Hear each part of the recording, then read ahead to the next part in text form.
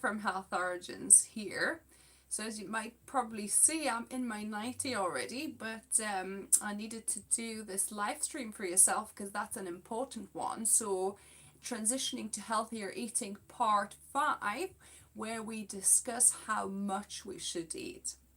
So this is a very, very important question because again, you might have heard very differing advice from different sources out there, and you might not know what to believe, how often you should eat, and how much you should eat. So that's quite important. So some people say, you need to eat tiny meals, but often some others say, no, you eat, 2 or 3 big meals and no snacking in between. But what is the right answer? So again, we'll go back to listening to our body, okay? Because that's where the truth lies. We need to trust our bodies and our instincts because our body is such an amazing machine. It knows exactly how much and how often we need it. So just a quick fact for you. So if you do your fist like this, right? So do it with me now and have a look at it. This is the size of your stomach, right? No more, no less. This is the size of your stomach. So you can think how much on the plate it should be for you to fill your stomach, okay? I mean, yes, our stomachs stretch, and I'm sure I've stretched mine, 3 or 4 times this on numerous occasions, but it doesn't mean just because it stretches, it doesn't mean that we should do that. Um, so yeah, so this is about the size of your meal. So yeah, try and go by this because that's a really good indication, because you don't want to overstretch your stomach. You want to eat, substantial amounts to sustain yourself, but not to overeat, okay? And to be uncomfortable, because if you're a fast eater like me, you might have experienced what I experienced quite a few times.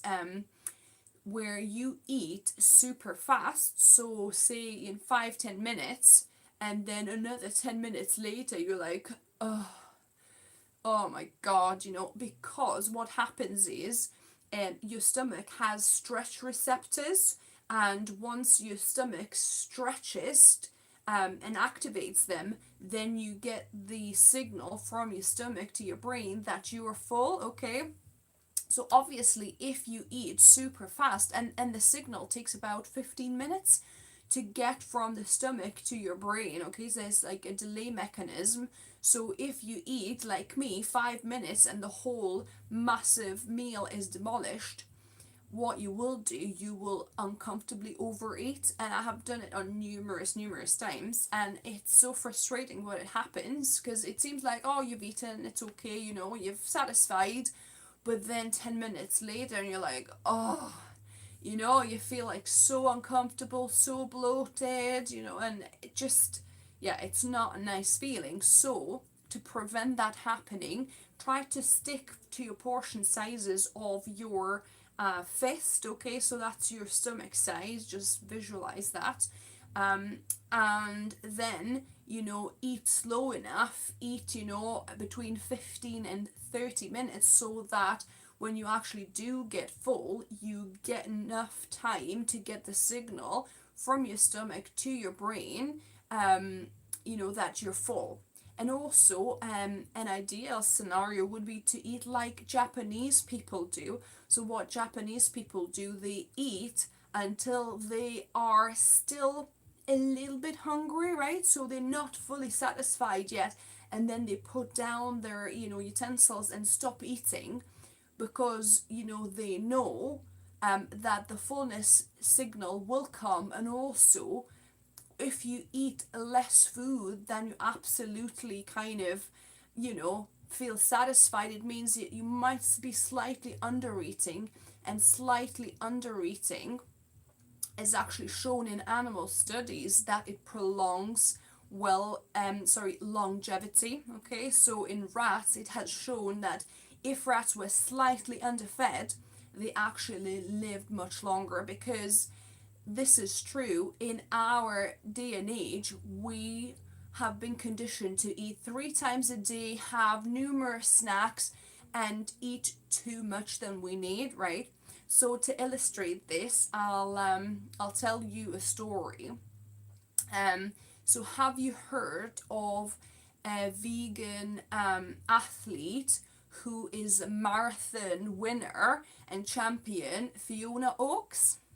So she's done a documentary called Running for Good. So I definitely urge you to watch that documentary. So fascinating. So in that documentary, I think, and also in her on her website, I believe as well, she was sharing her story that from about 17 years old, she lost a kneecap, right? And it's very painful condition. And with that, she has enough stamina and energy being vegan. So she's been vegan for 50 years. So I think she might have been born vegetarian, but then for most of her life she's been vegan. 50, over 50 years now. So yeah, so not only does she run a marathon, but she actually has won numerous kind of competitions, like being a champion of different marathons. So she's been a fastest female on all continents. She's done Antarctic, she's done the what's it called, the sable, like the desert race, all sorts of things she's done. And she's got numerous world records in marathons.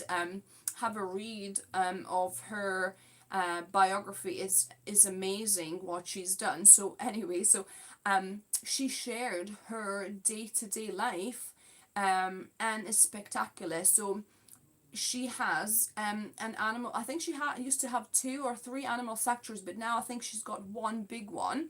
So she's got probably over 300 animals in this animal sanctuary, yeah, that she rescued from different slaughterhouses and places.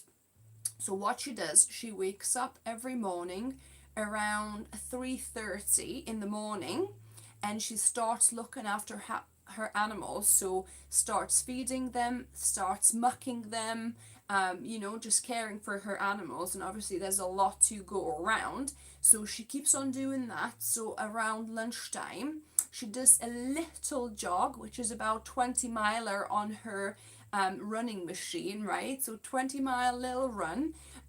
Then she continues on with her animal caring and feeding.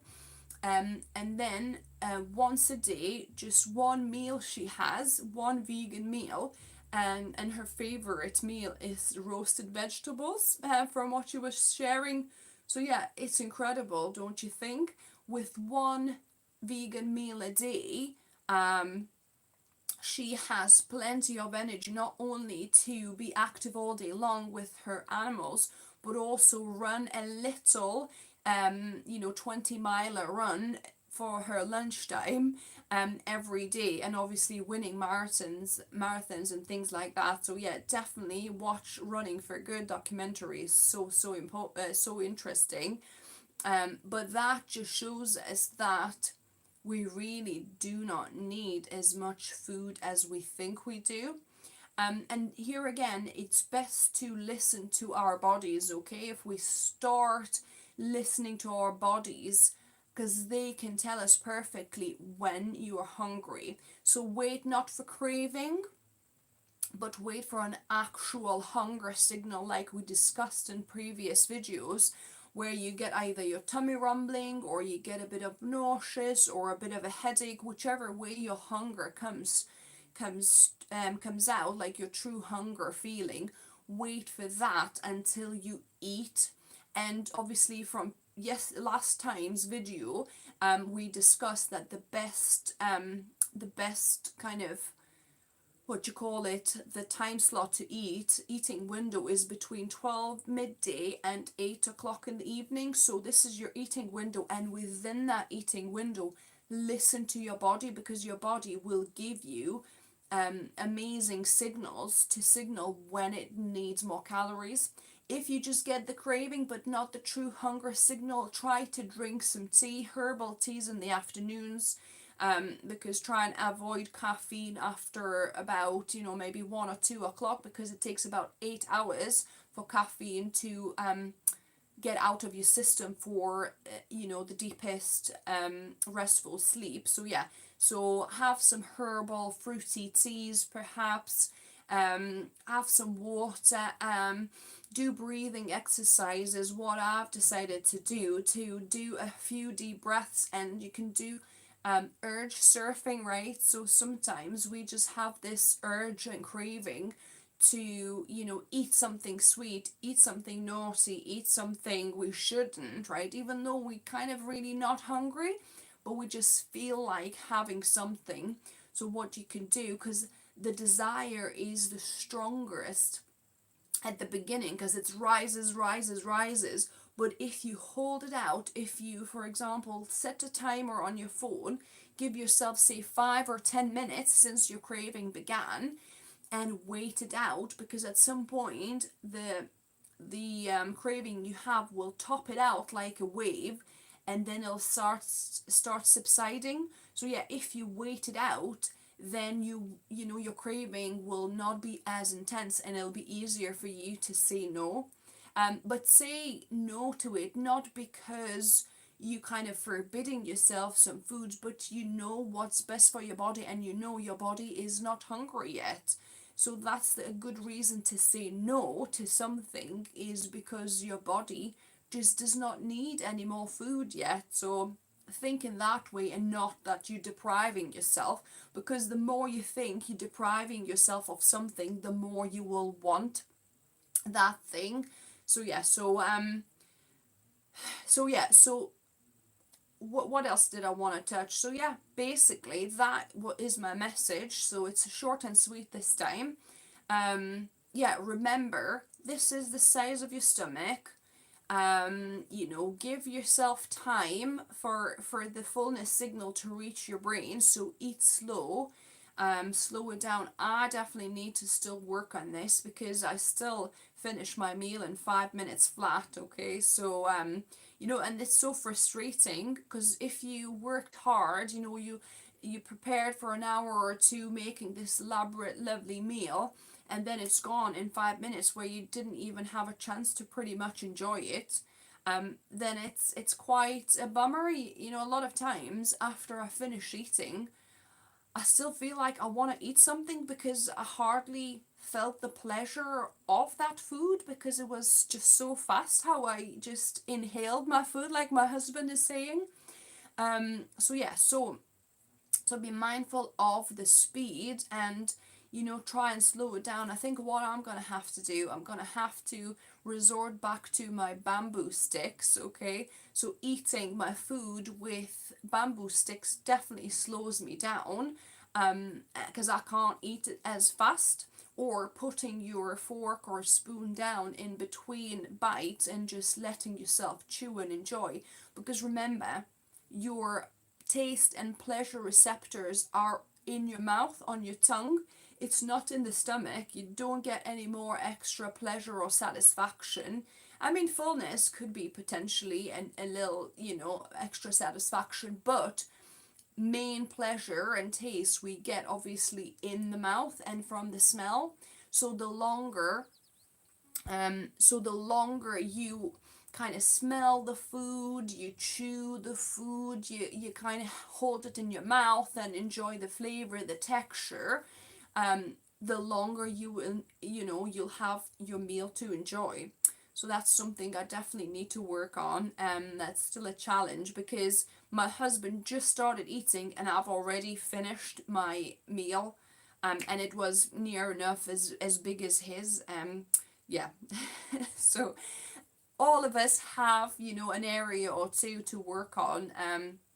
So it's good to be mindful. So that's the first step, to become mindful of your areas for improvement, and then, you know, step by step start improving. So, you know, in all these 15-part series, there's perhaps a lot for you to take in, but you can just apply one single thing, and once you got that down to a T, then you can implement the next one and the next one and so on. So yeah, that's the best way. Just little step at a time, in little, what's it called, in like a little bites, little steps. You know, how do you eat an elephant? A bite at a time, isn't it? That's the saying. So that's the same with new habits. Just implement little step at a time, and then you'll get there eventually. So yeah, I hope you're enjoying the series.